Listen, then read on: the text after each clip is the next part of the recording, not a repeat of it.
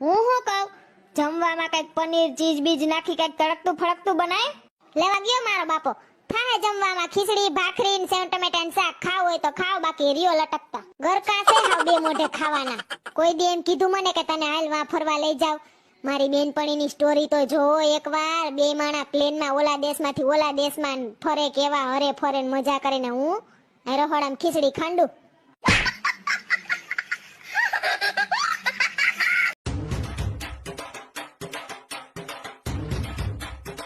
આખો દિવસ શું દાઢી માં ફેરો ફેરો કરો છો? દાઢી તો પુરુષોની શાન કહેવાય. આટલી બધી કઈ સારી ના લાગે. આટલી બધી દાઢી હોય ને એટલે કોક જોવે ને એટલે એવું લાગે કે આ ખતરનાક માણસ હશે.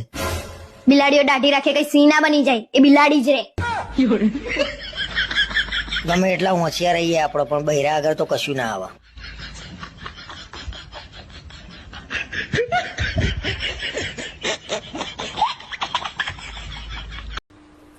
તો હું છું એટલે કરી આપું છું. હું ના હોત તો તું ના હોત તો માથું ના દુખત ને.